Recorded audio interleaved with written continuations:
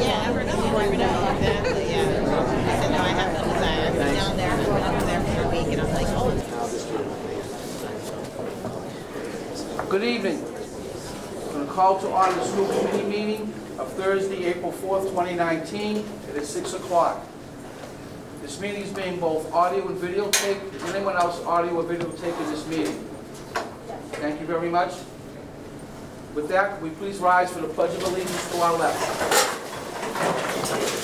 I pledge allegiance to the flag of the United States of America and to the republic for which it stands, one nation, under God, indivisible, with liberty and justice for all. We'll now have roll call starting to my far left, please. Gordon Smith, Superintendent of Schools. Jake Brady, Student Rep. Pamela Blair, Assistant Superintendent for Business. Sarah Trulio, School Committee Member. Bill Fonseca. Elizabeth Marcy Boucher. Gregory Thompson. Richard Fitzgerald. And now starting to my far right, please, introductions. Hi, I'm Lorraine Finnegan. I'm an architect with SMMA. Phil Quinelli, I'm an educational planner with SMMA. Pat Carnavalli, Director for the Governor. Ryan Ash, State Representative, and also he's not here, but Michael Clark from Senator Lester's office will be there in a second.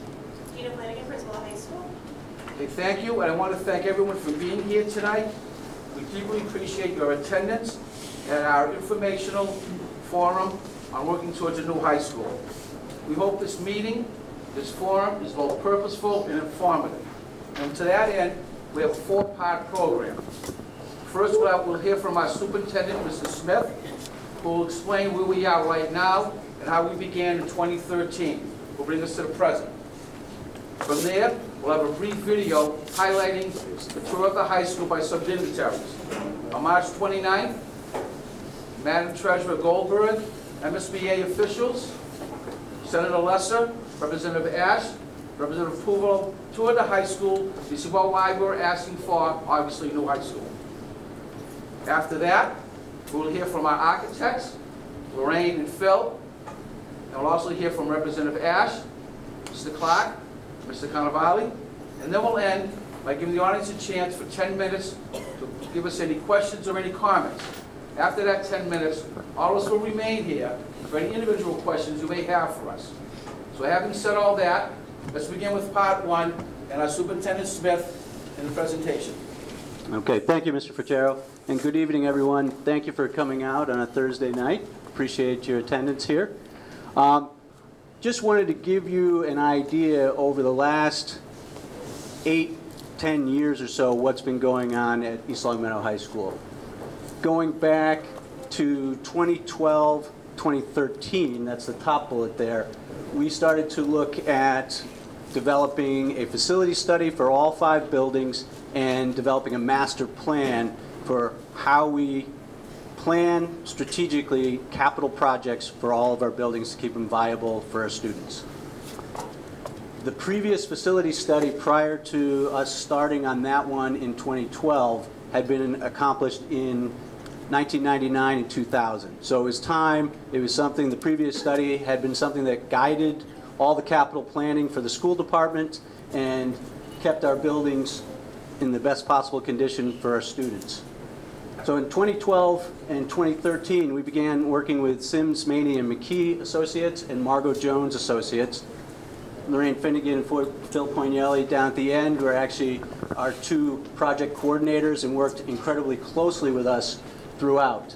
And they looked at all 5 buildings and gave us an assessment as to what condition they were in and what projects, what urgent projects we had and what projects that we could maybe plan out in a little bit further scale, 5 years, 10 years, that type of thing. And as they put that together, what they established was a master plan as to how we not only strategically keep our buildings going forward, making sure that they're viable for our students and our staff, but also how do we engage the Mass School Building Authority and get into that process where districts can utilize a grant program, a very competitive grant program, which you'll hear more about, that will reimburse towns based on their scale of how they determine reimbursement rate. And right now, in 2 accelerated repair projects, which is different than the core program, which we're talking about for the high school. We are at 55% for East Longmeadow. So if we were invited into the core program, most likely we would look at 55% for any eligible costs that could be reimbursed. With that said, as we put that plan together, we were still maintaining the building. We partner with our Department of Public Works, who they are excellent. They keep all our buildings running. They probably respond to over 400 work orders a year, and that's just probably coming from the school department alone. And we are also doing smaller capital projects. One such small project, which came through a grant from our food services department, is just the facelift you see in the cafeteria here and the counter space that people are sitting back in the back there. That used to be all bookshelves that weren't utilized at all. But now, with a little different configuration in the cafeteria, students are utilizing the counter space. They're charging phones at the outlets that we found that were underneath the shelves and had been not utilized prior to the renovation.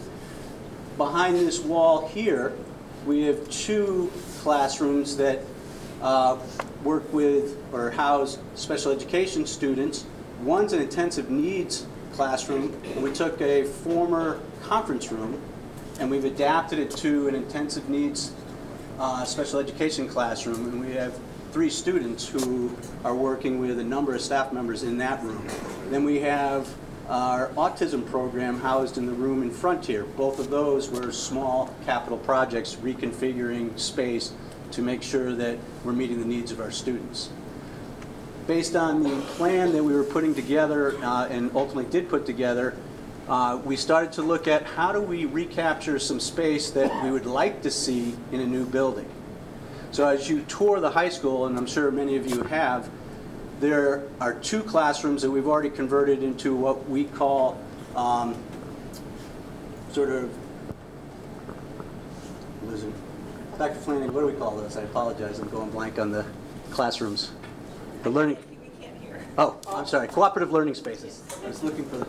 So they're cooperative learning spaces, and the recommendation that was in the master plan is, as you invest into your building, because it is a competitive process to get into the Mass School Building Authority process, as you invest in your building, look to do things that you might be able to take with you to the new building. So in those classrooms, you're seeing furniture that's utilized in 21st century learning spaces. You see furniture that's easily manipulated so it can be configured many different ways. You have whiteboards, you have mobile computer carts with a printer. And so this is the type of investment, since we put the master plan together, that we've been putting into the high school. With that said, we're also doing things in the summer and throughout the year, such as I know in January, people were very concerned about the snowstorm we had prior to then 2 inches of rain. And we had a number of leaks that were seen throughout the building. Much of that was because you had 2 inches of snow already on the roof, and as the 2 inches of rain started to get absorbed, almost like a glacier, it was running all over the building. By 7:30, we had DPW and custodians up on the roof directing that 7:30 a.m. back to roof drains, and most of our leaks were drying up. And so that's something that we consistently do in terms of patching the roof and maintaining the roof in the best way possible. Additionally, each summer, our DPW is looking to replace, if anybody's seen the roof, we have multiple skylights on the roof. And so they look to replace 10 to 15 of those and reseal them each year, because that's a big area of where water can get in.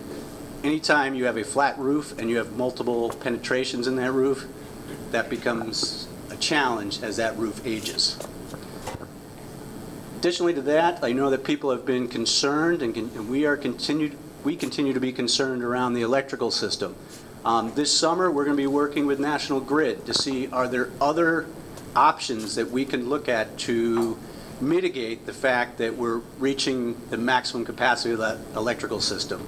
Prior to that, though, we have changed out distribution panels. We have rebalanced the load, so it's not sitting in one area. At one time, when we would work certain things in food services behind me, we would trip switches and have the gym go black. That no longer happens. So these type of maintenance projects are constantly going on, and something that we will continue to do as we look to get into the Mass School Building Authority process and hopefully move to a comprehensive renovation or new building. With that said, I'm down to the final point here. We have, for the last 5 years, submitted a statement of interest to the Mass School Building Authority in hopes to get into their core program. And their core program is a program that looks at either doing a comprehensive renovation to solve multiple issues in an aging building or a new building. And that's the program for the last 5 years we've applied to get into. We are looking to put another statement of interest into that program. It's a very competitive program.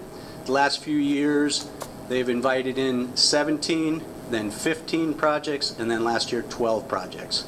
So with all the aging buildings across Massachusetts, it's an extremely competitive program to get into, and they list their priorities, which we'll go over as we get further into this presentation. But what I do want to show you, and Mr. Ficero mentioned earlier, is we have a video clip when State Treasurer Deborah Goldberg and CEO James McDonald from the MSBA came and toured the high school on Friday. And they gave us some really good insight into the process, insight that we may not have gotten had we not had them come out to East Longmeadow and actually tour the building with us with students in it. So we were in an AP Bio lab participating in actually the lab itself. We were looking at the growth of bacteria and so forth, and the students were very eager and great diplomats in presenting all this to the chair of the MSBA, State Treasurer Goldberg. The nice thing about it is she got the feeling of how our labs are undersized. A building that was built in 1960 did not anticipate what might be going on in 2019. And so not only did she see the incredible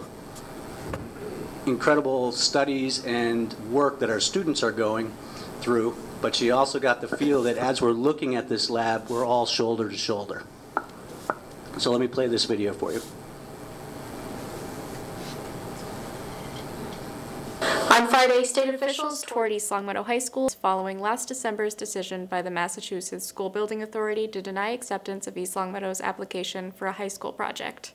State Treasurer Deborah Goldberg, who also serves as the chairperson of the MSBA, was joined by Senator Eric Lesser, Representatives Brian Ash and Angelo Pupolo, and several other officials. The tour highlighted the challenges presented by aging infrastructure. Following the tour, the group met to discuss the process moving forward. And then the process that happens is we review them. We review every single one and go through, okay, who is a repeat customer? And has anything changed within their SOI? And when you talk about, repeat customers, I will tell you that, of course, you have applied 5 times. Westfield has applied 12. I was up in Wakefield last year. Catching up to do, East Longmeadow. I was up in Wakefield, 10. So there's, believe me, I understand the frustration when people apply multiple times and they don't get selected. It's a matter of who was applying at that time. Who is the most neediest based on an independent evaluation, a senior site visit, as well as the documentation, and then we go back and we'll look at our study that we did in 2016 about the conditions of the school. We recognize that as buildings cost more and more, as they're greater need, and the cost of construction, because we have a booming construction economy in Massachusetts, is that my first year I was able to do 26 projects.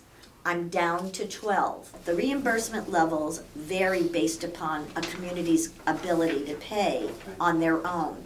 So you might see a school get in through overcrowding, but that may also be a community that only gets 20% reimbursement. So you're saying to yourself, that's an affluent community, are they getting it? And, but the reality is also they're willing to pay they're overcrowded, they absolutely qualify. The kids in that community are not getting the education, they're squashed together, and not having the space to learn. And also that community is not going to get the resources that you will get when you do get invited into the process. You guys have done a great job in adapting, but you're not being penalized for that. We want to work with you, but we wanted you to also understand that each year it's looked at as a new year. And that's why Jim went over people who have applied 12 times. I will tell you the greatest day will be, and if I'm not treasurer at that time, I'll come back, is when I listen to the speeches that say, oh my God, we went through this for so many years, but here we are cutting the ribbon. And those days do come. But I could use some financial help from some others in order to make that happen for everyone who deserves it. And there isn't a kid in this state that doesn't deserve it.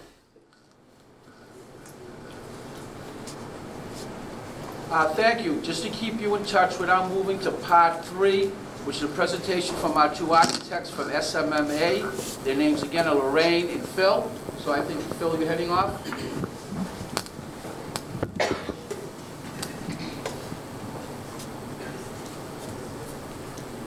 Thank you. Can we take just a minute and try and get people funneled into the room? There are people around the corner. There are seats available here, but there are people around the corner and in the foyer who may not be able to see the screen or hear. So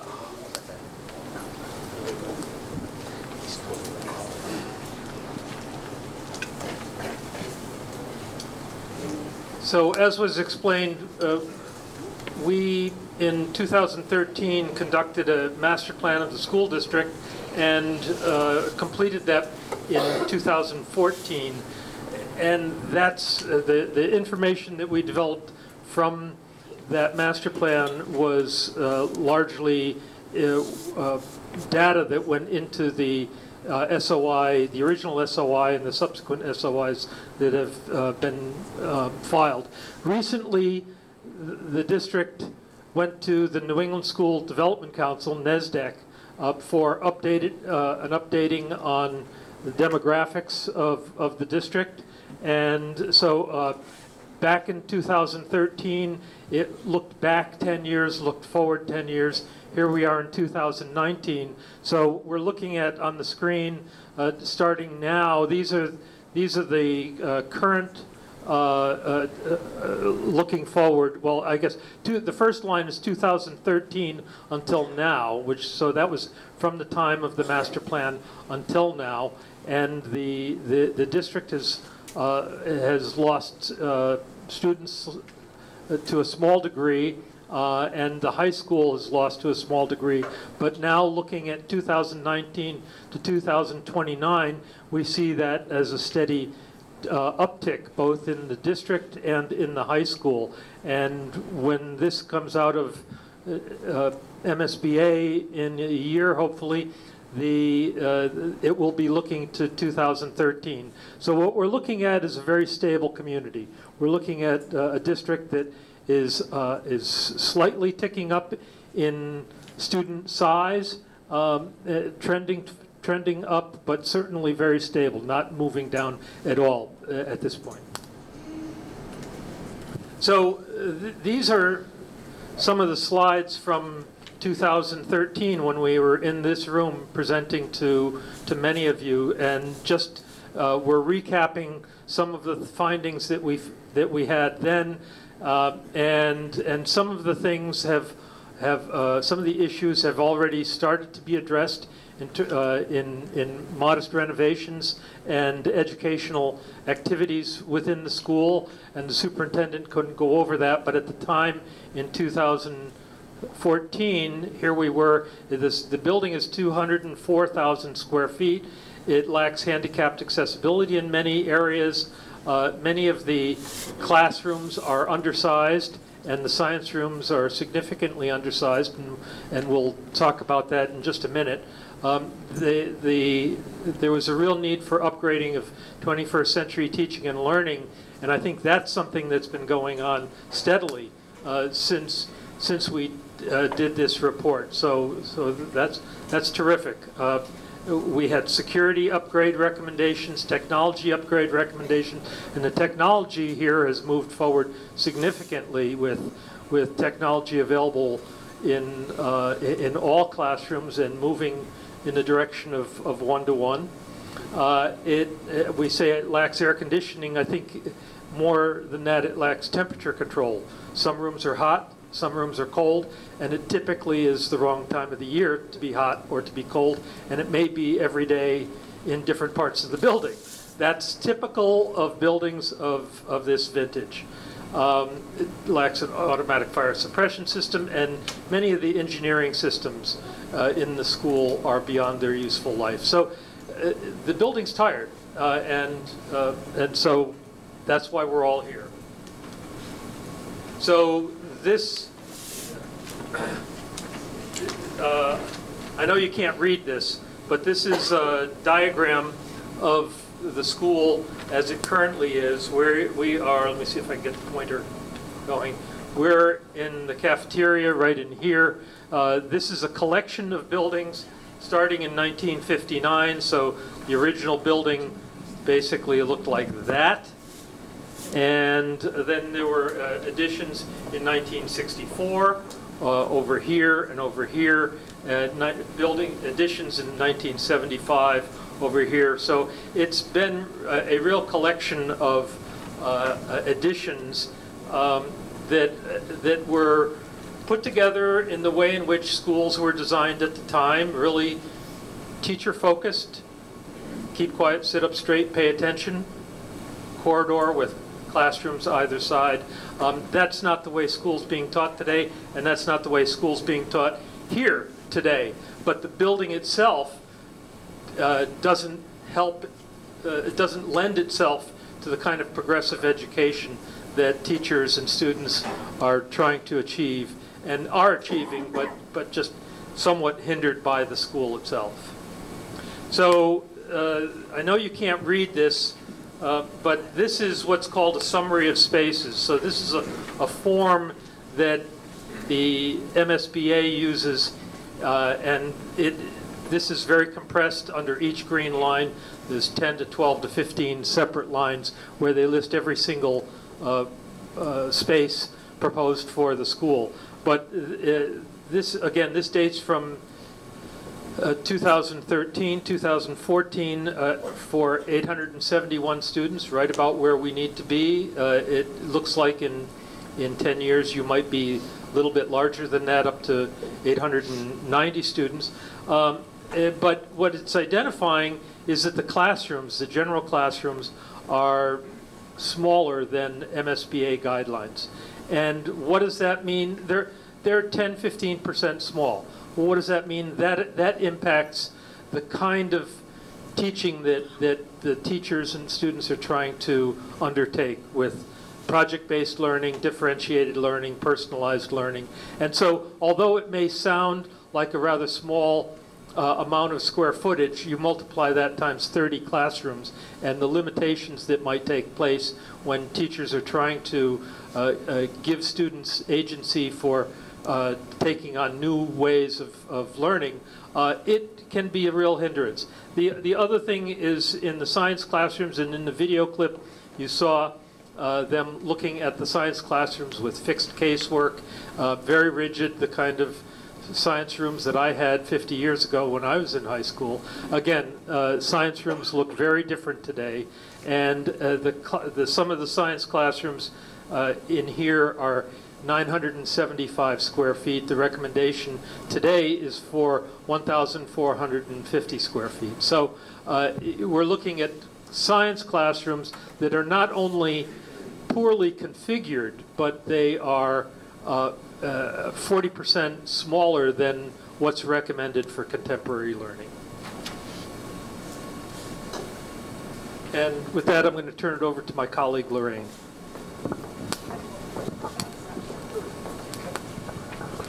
Sorry.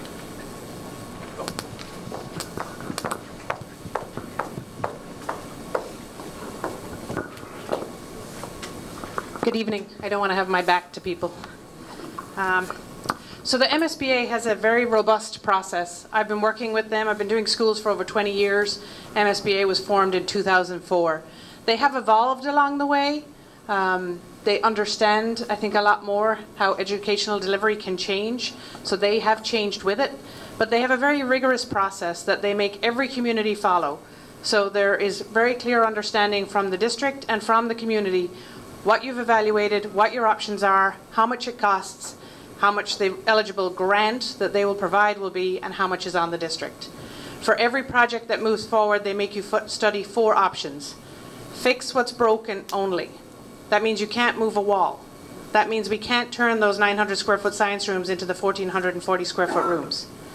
Why do they make you do this? To set a baseline. They want you to understand if you just fixed what's broken, if you brought a new electrical service, if you repaired the roof, what does that cost? Because that is your baseline, but you're not getting any educational improvement as part of that. Then you look at a renovation only, which means you can't add square footage. In this building, that's not necessarily an issue because it's a little larger than your population has based on their calculations, but in many districts that is an issue. You then look at a renovation addition option and a new construction option. You can't jump to new construction even if everyone says that's what we want. You need to study the alternatives, understand the pros and cons, the durations. Are kids going to be displaced into modulars? What's going to happen in between? What will it do to the parking lots? Where is the building going to go? Are athletics coming offline during that time? So you have to understand every impact of all 4 options before you move forward with what's called a preferred alternative. So to walk you through the MSBA priorities a little bit, they have 8 priorities. When they first started in 2004, they had many, many projects that were trying to understand how you fit, and everybody wanted to be number 1.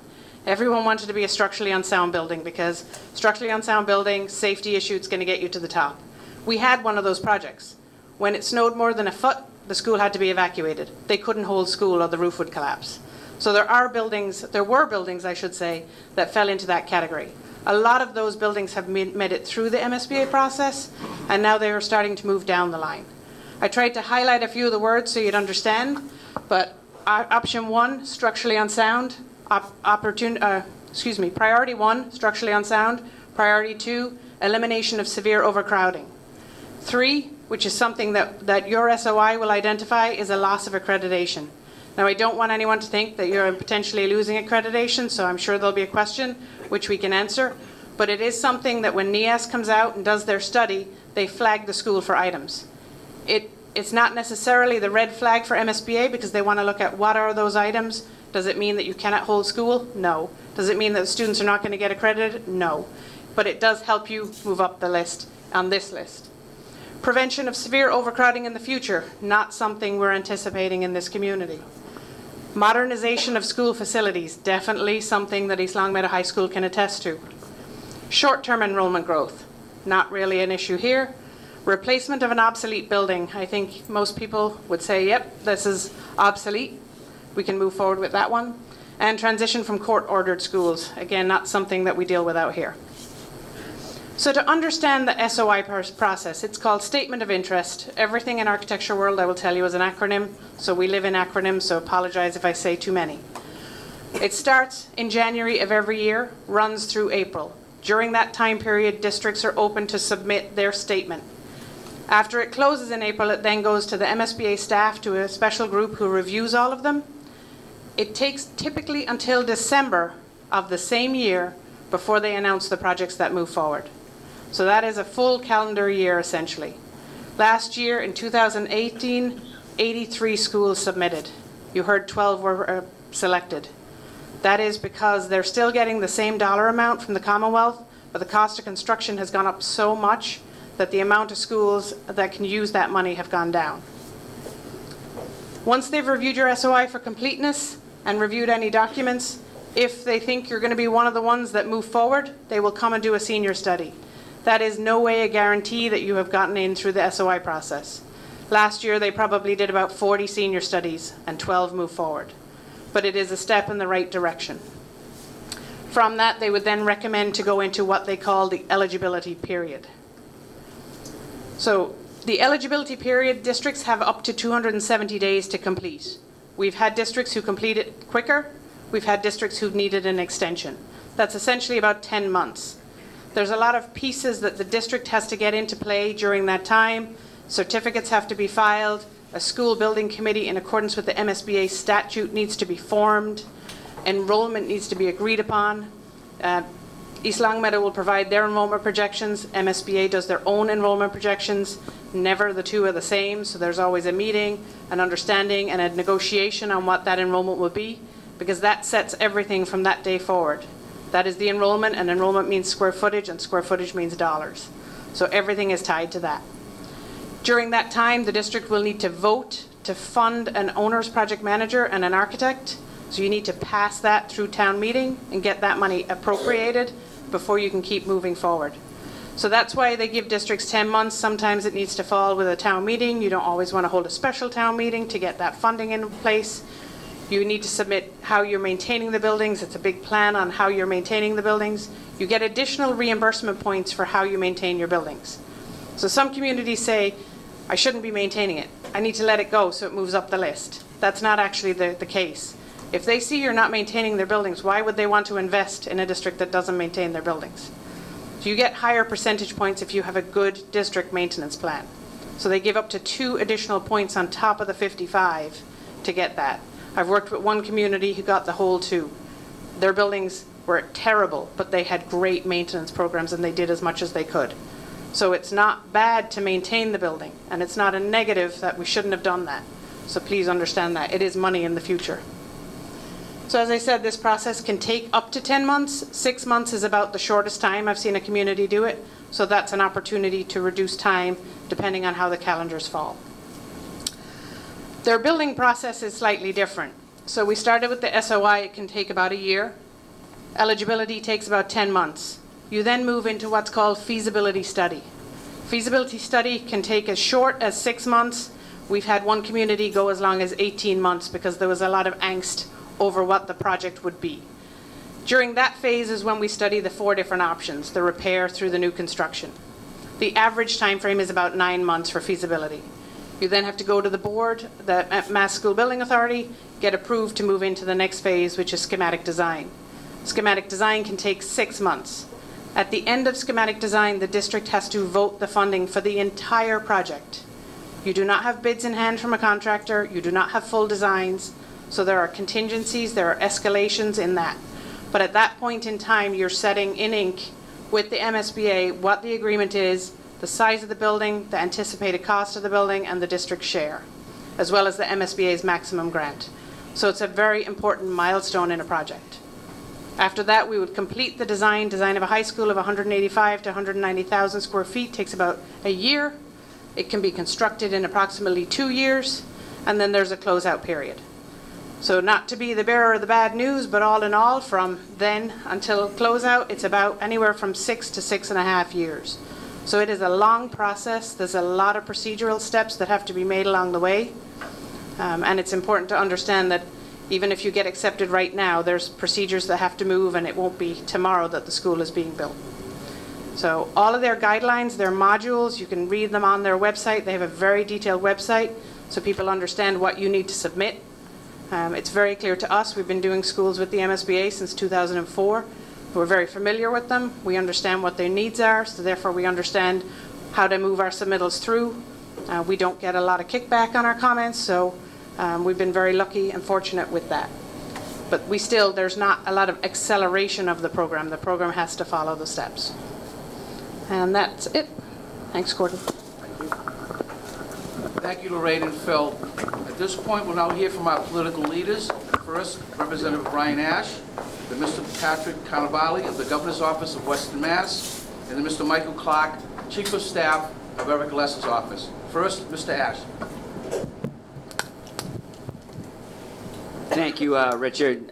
Thank you, everybody, for coming here tonight. I want to thank our superintendent and principal, our school committee and town officials, our architects for making that presentation, as well for those who came out here on Friday from the MSBA and our state treasurer, Deb Goldberg, for coming out, taking the time to actually see the physical school and to have a better understanding what this is all about.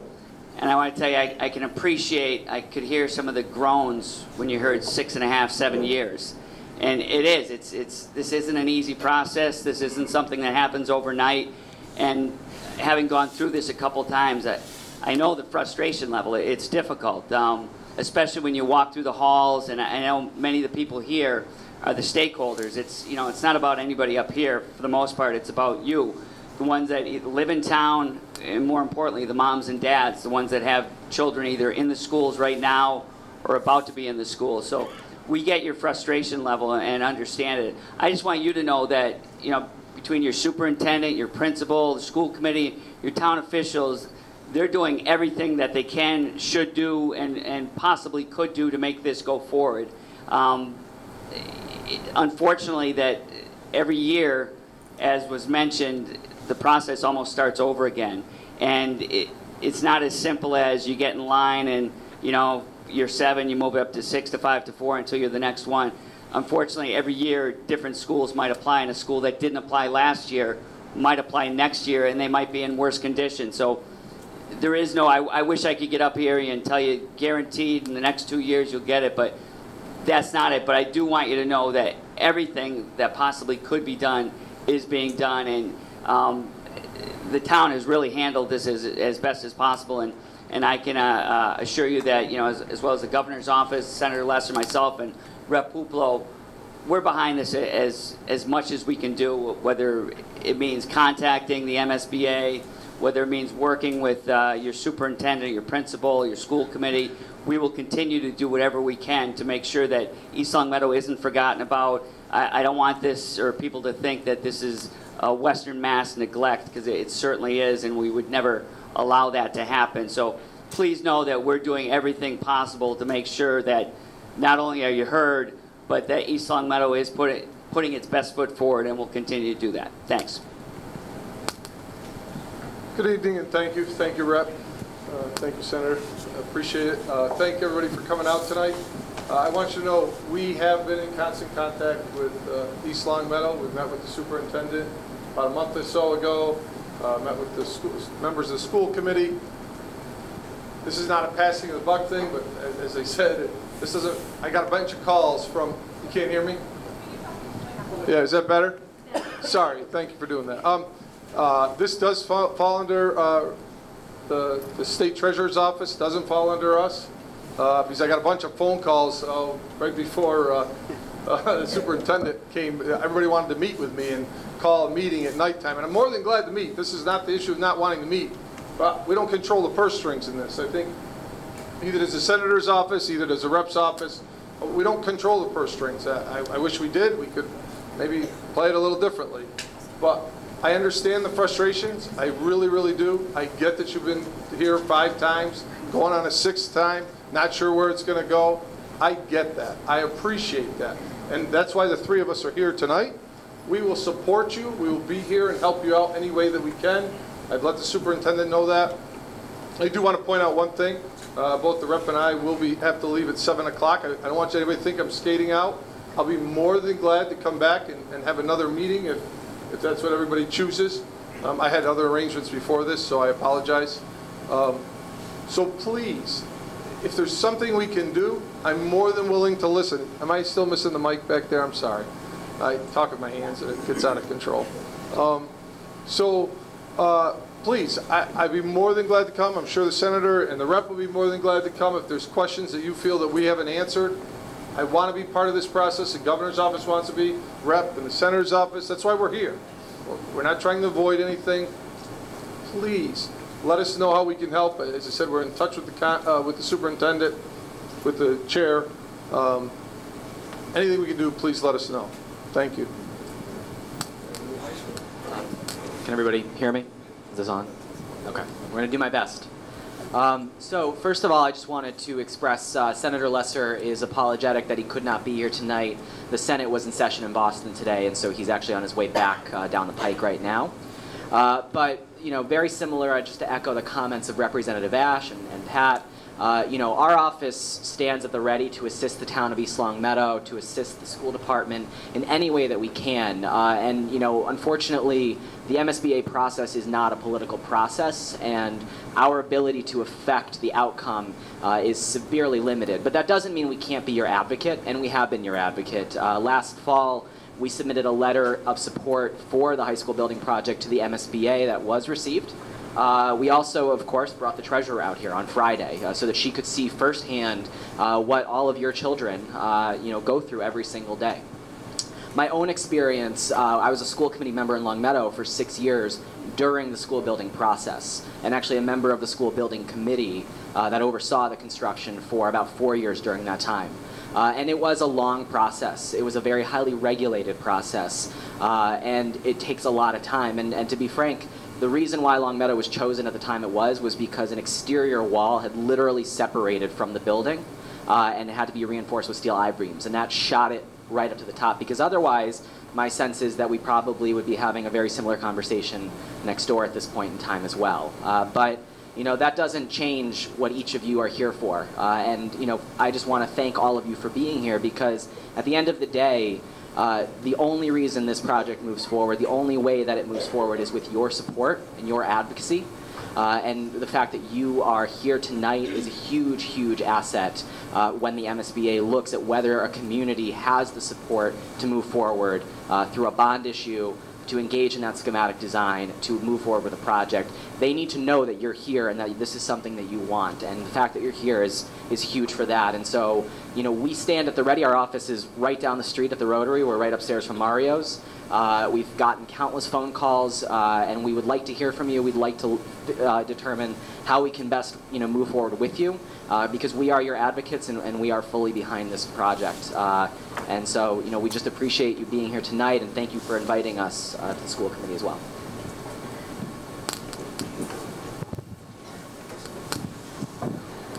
Well, you've been listening to us for the last 45 minutes, so it's now your turn.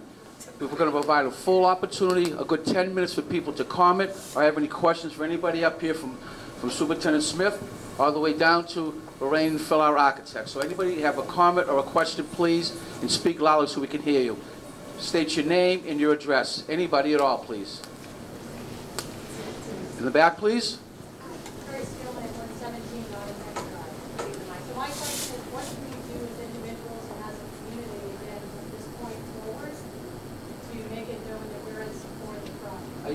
Are you asking what can we do now from this point forward to help as a community? I think the one thing that I heard, I'm going to turn it over to anybody else, was that there was a little piece I heard from one of the MSBA officials that they weren't sure the community was behind it. And I think right now, with the tour we had on March 29th and this showing, that's a key.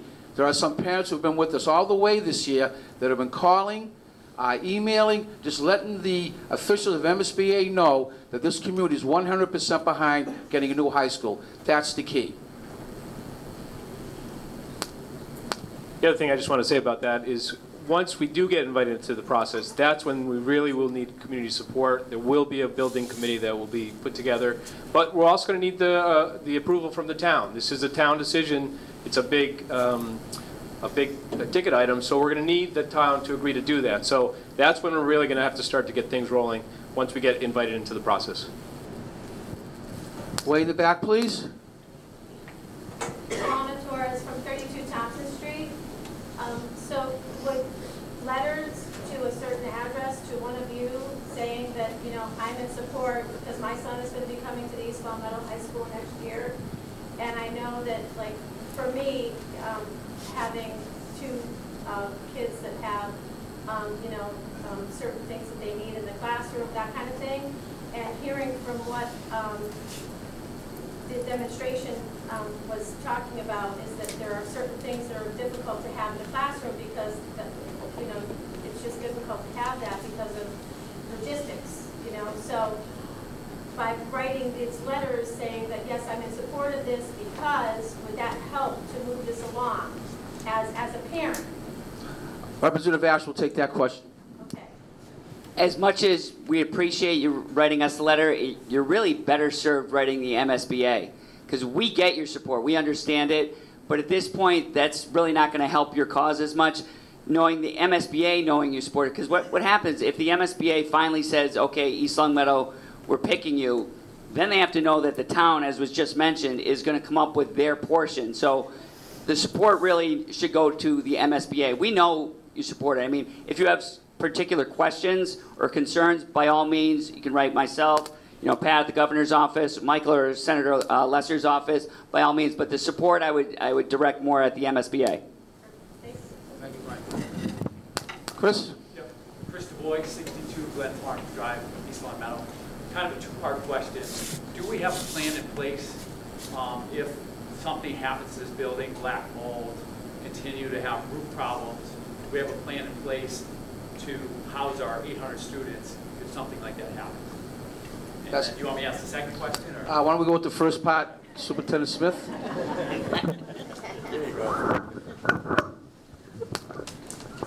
So we do have plans in place. One of the things that I had mentioned in my earlier presentation is that our work with DPW, we consistently look at what else we can do to keep from, say, an electrical system failure. And so part of that work is going to be working with National Grid this summer to see what we might be able to do with regard to the transformer. That seems to be, that's what's carrying the higher load than it really was designed for, and National Grid may be able to help us do something with that so that we can continue to go on as we go through this process. The mold issue, that's something that has never occurred, but we do consistently do projects and we do air testing. What we're doing in the old Super's office, which is in the front of the building here, we're going to be hopefully ripping up all those carpets and putting in new flooring and dealing with the HVAC system in there. So that's something that is ongoing, those smaller capital projects, so that we stay ahead of those type of things. Two parts, Chris? Two parts. I got two parts. I don't know if we can get a commitment, if some of our public officials can help us, since it is such a long process. Can we get smaller projects done for our community? Running water at our athletic stadium, locker rooms, just the overall improvement of our town. I mean, we all spend a lot of tax dollars, and we really do need funds to do some of these smaller projects. Let me answer that, Chris. We have been very fortunate working closely with our town council on capital planning projects. As many of you know, in Meadowbrook, we have a new roof planned out. We have the windows. We've done a lot of Meadowbrook and our accelerated repair program through the MSBA. We also do our capital planning, getting new modules at our schools. So we do keep up with our repairs, both through the DPW, as Superintendent Smith said, but also through our capital planning projects. So yes, you're going to see a lot of different things happening over the years, starting last year, this year, and next year. And one other thing is, this cafeteria that you're in right now, this is a result of applying for a grant to help us renovate. So anytime that we can, do that, we're always open to that. And we do utilize a lot of our building-based funds. For example, a lot of the collaborative learning labs, that came from our building-based budgets. But you're right, some of the bigger projects, that's not going to be supported by the building-based budgets, and there might not be grants available for that. There is also another process with the MSBA, the accelerated repair projects, and we brought that up on last Friday when we had the meeting because somebody brought up the roof, and they said, "Gee, do you spend the money on a roof if we're trying to get a new school?" And the answer is yes. You do try to do those things. You continue to repair because the process is so long that even though you say, "Gee, we don't want to waste money if we're going to try to get a new high school," but the thought process is get a new roof because if it takes 6, 7, 8 years. You're still getting use out of it, and you don't want to just let the roof collapse. So there absolutely is a mechanism in place, whether it's through the town or through the state. There's a few different mechanisms where you can get repairs or additions while you're waiting for a new high school. Yes, please.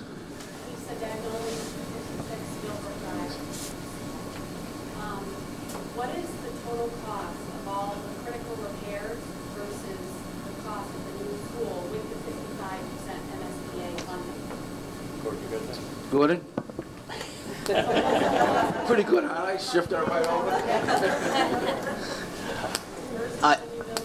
Probably at this point, I would add at least 20% increase, but in the master plan, when we started to look at doing renovations ourselves, there are sections in there that look to, how might you renovate this school? At that point, if I'm correct, Phil and Lorraine, I think it was closer to 85 million, 90 million, where at the same time when you, again, you're talking about 2013, you projected possible new building that was 100 million. And so you really have to look at what you're going to gain in fixing certain things. Certainly you have great gains when you fix a roof or you fix the electrical system, but that doesn't necessarily change the lab spaces or the classroom spaces.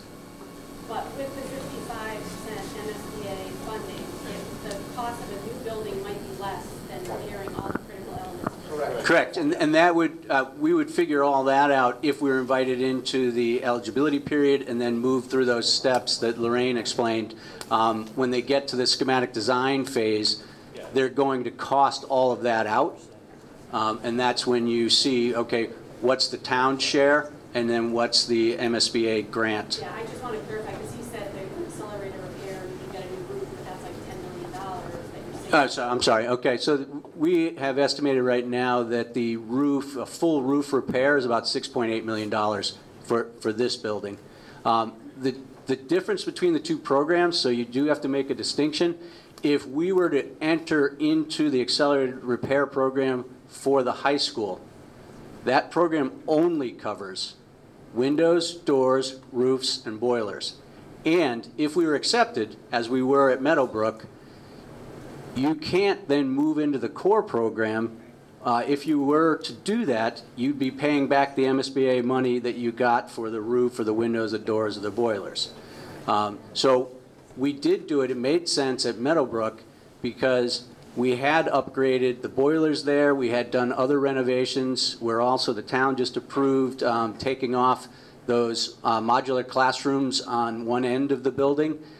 And it made sense to go into the accelerated repair program, and actually that was part of the master plan, to look at the windows and doors and the roof at Meadowbrook. And if you haven't had a chance to get up to Meadowbrook, really should. The windows, the doors are pretty incredible. It's a whole new facelift for Meadowbrook. Plus, it's now much more energy efficient on both the main entrance and the entrance off the faculty parking lot, and more secure. If I may, I just wanted to clarify one point, because I don't want people going home and pulling out your calculators and doing 55%. The reimbursement rate is 55% on the eligible items. MSBA has a series of caps on everything.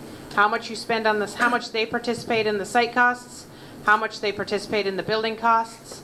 They participate zero in a pool. So if you were to build a new high school and you wanted to build a new pool because you have a pool, that's 100% on the town. So it's not a straight 55% calculation by any means. So in reality, it's always going to be less than 55. I just want people to understand that, so when you're away thinking the math. Thank you. Thanks, Lorraine. They also don't reimburse central office, so we would just have to be an island by ourselves. Susan? Looking at the eligibility, when we were going through the items, and we saw the overcrowding, and we said that wasn't an issue. What happens with us through consideration with MSBA if our enrollment now does drop because we start losing students to Hope and Wilson and Munson Academy and so forth? Does that decrease? Does that our eligibility? Or we keep hearing overcrowding. What if we start losing students dramatically? Phil will take that question, Susan. The SOI, as identified, is actually being submitted for 3 of the 7 categories, and overcrowding is not one of them. So, Your question is about what if we lose population? When then does it do Does that anything? mean we're just going to keep like lowering our chances with eligibility? No, no, it doesn't change your chances at all. There are many districts who are losing enrollment, and you end up with a building that you have to maintain that's bigger than your needs, but it has no impact on the priorities. It's 5 or 7. Do I have anybody else, please? Right, Steve? Steve Crucial, 28 Country Club Drive. If we get accepted into feasibility and the town needs to authorize funding. Eligibility, excuse me. Is that town council vote or is that referendum? My understanding first is the town council vote. Bill?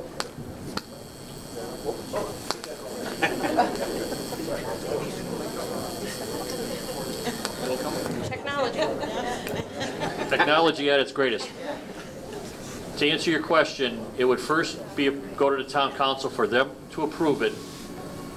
Then they would call for a special election, a debt exclusion, to fund that feasibility study. That would be the first. That would be this process, where it would be ultimately decided at the ballot box after the town council approves it.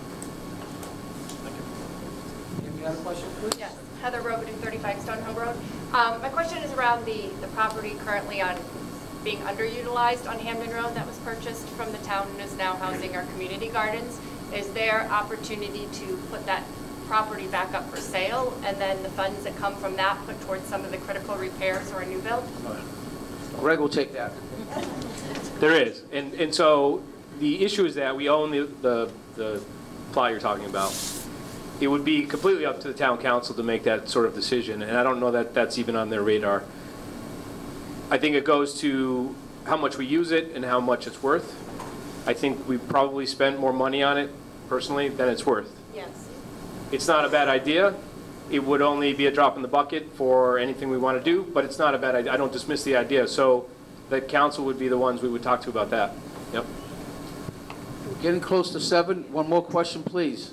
89 East Circle Drive. I know when you talked about the SOI criteria, one of the things that came up was NEAS evaluation and accreditation. As a parent of students that will be coming in a little over a year, I'm concerned with where you are in that cycle as well as how present building conditions will impact East Long Meadow High School's accreditation. I'm going to turn that to our high school principal, Dr. Flanagan. So some of the things that were on the list for NEAS for recommendations we've addressed. For example, our library, we put a lot of money, our building-based budgets to renovating that. Technology, we're very close to being a one-to-one district, which is something that our neighboring schools do not have. So that'll be something we'll be really proud about. But there are some things that we can't control. So for example, the size of the hallways was on the list. But they talk a lot about, technology, those kind of places. I don't know if there's anything else anybody wants to add, but we're really taking a strategic look at trying to address that list that they gave us one by one. I think we're in pretty good shape. We also have to remember. I saw a hand down there. State your name, please. Bob Nazarello, 201 Grayburn Road. I just wanted to make a comment.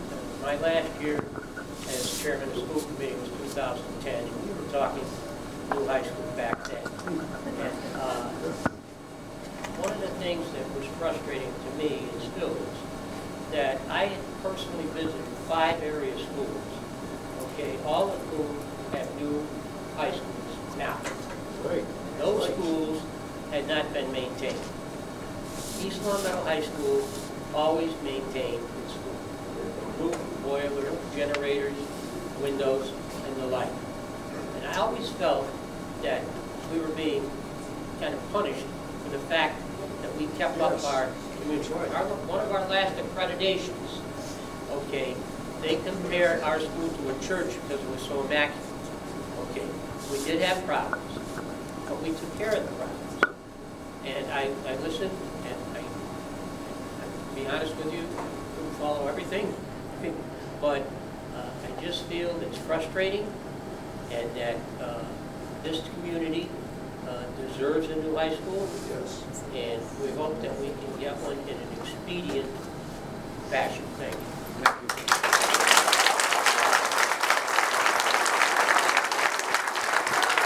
We have one last comment. It's just about 7 o'clock. We have one last comment, please. Calling Bassett, Orchard Road, East Meadow. Just in regards to when you asked the question when I was here 5 years ago, and I could be off by some numbers, but in comparison to repairing or a new building, it was about $10 million, which did not include the modulars, it didn't include problems that you run into, it didn't include, and if you go back to the particulars, my takeaway was $10 million. Yes, it's a lot of money, but it wasn't a big difference, and it didn't include a lot of specifics that could happen. That was 5 years ago. Secondly, do we have a grant writer that writes the grant? Do we have a grant writer? Well, we do have people that do write grants. I know that our Assistant Superintendent Pam Blair writes grants. I think Dr. Welch is in our audience. She's also the head of special services, student services. She writes. We do have people that do write grants very efficiently also. I'm not saying that they don't, but it is a particular job. Do we have a grant writer in this district? Not one particular person, because we have a very flat level central office. We have a superintendent. Who's writing the MSBA? Pardon me? Who's writing that? The superintendent of schools did it.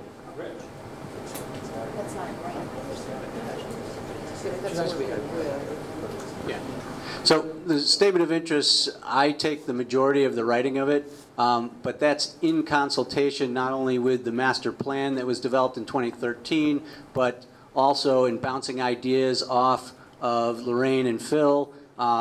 This year we've had a very active group of parents who have taken an interest, and I've shared the statement of interest with them, and they've offered revisions as well. And so as we prepare next week to send it in, because it's due on April 12th, we think that it's in very good shape. But we can always add other items, supporting items, such as someone asked about letters. If you want to send letters to me, I can send it in support of the statement of interest. We at least have 5 additional sections to the statement of interest itself that are all in support of what's written in the statement of interest. You know, and with that, we thank you all. I hope it's been purposeful. I hope it's been informative. All of us here, from Lorraine right down to Mr. Gordon Smith, will stay for any individual questions. Thank you again.